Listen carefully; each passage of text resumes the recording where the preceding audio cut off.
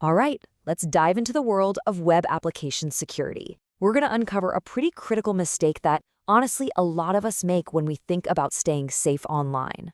It really all comes down to this one number, 70%. And trust me, this isn't just some random statistic. It represents a huge fundamental misunderstanding of where the real digital danger is. We're talking about a blind spot that costs companies hundreds of millions of dollars. You've probably seen a diagram like this before, right? You see the firewall and you think, great, I'm safe. It's like a big brick wall keeping all the bad guys out. But here's the thing. While that firewall is busy blocking some threats, it leaves the main door, your web connection, totally wide open. And that's exactly where 70% of attackers just waltz right in. And that brings us to what you could call the firewall myth. We've been taught to believe our digital fortress is all locked down. But in reality, the front door has been left wide open this whole time. It makes sense why we believe this, right?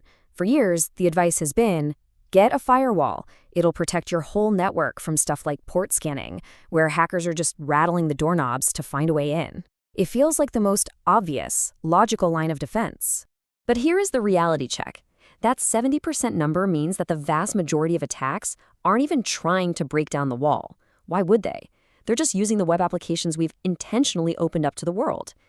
Think about that massive Sony PlayStation Network breach. That cost them over $170 million. That wasn't some firewall getting knocked down. It was a failure in the application itself.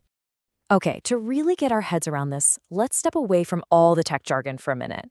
Let's try a simple story to explain this whole problem. It's a little tale about a wizard, his magical fruit, and a giant who's, well, let's just say he's more brawn than brains. So picture this. You're a wizard, and you've got this amazing orchard of magic fruit trees. This fruit is super valuable, and you want to share it with your friends. But, of course, you can't just let anybody wander into your orchard. They might steal the fruit or, burn down the trees. Now, this little story maps perfectly to our real-world tech problem. The wizard, that's you, the owner of the data. The magic fruit trees, that's your valuable data sitting on a server. That giant lava moat you build for protection, yep, that's your firewall. But you still need a way to get the fruit to your friends, so you hire a giant to help. And that giant? That's your web app. So this giant is now the only way to get the fruit. He has total access to the entire orchard. The thing is, while he's incredibly powerful, he's not the sharpest tool in the shed. An attacker can't get across your lava moat, but they can just walk up to the giant and trick him. They could ask for all of the fruit in a weird voice, and the giant, not knowing any better, might just hand it all over. That, right there, is a web application vulnerability. So what's the big lesson from our wizard's dilemma? Well, we can't get rid of the wizard, the fruit, or even the giant. We need all of them for this to work. The only real solution here is to make the giant smarter, right? To make him less gullible. And that perfectly illustrates why we need to focus on securing the application itself.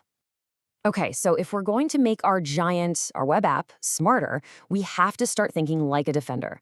And that means we need to understand exactly how an attacker is going to try to trick it in the first place. We have to know their playbook. This is really the golden rule of any kind of defense. You can't possibly protect against a threat you don't even know exists. It's like trying to fight an invisible enemy. You have to study their tactics first.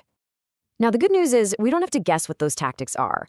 There's a global community of experts that has basically created the ultimate cheat sheet, a hacker's top 10 list of the most common and dangerous ways they'll try to trick our digital giants. And that community is called OWASP, the Open Web Application Security Project. These folks are the real deal. They're a nonprofit global community dedicated to making software more secure. And their most famous work is this constantly updated list of the absolute biggest security risks out there. This playbook is known as the OWASP Top 10. It lists all the greatest hits, like injection, which is basically tricking the giant into running a malicious command for you, or broken authentication, which can be as simple as guessing a password like password 123. By understanding this list, developers can start building smarter, more secure applications from day one. And this all brings us to the most important point of this entire explainer. The real solution to web security isn't about building bigger walls or wider moats. It's about building smarter from the very beginning. Let's look at this comparison because it's so important. On the left, you have security features. Think of these like pieces of armor you bolt on after the fact. Your antivirus, your firewall, they're external. But on the right, you have secure features. This is about training.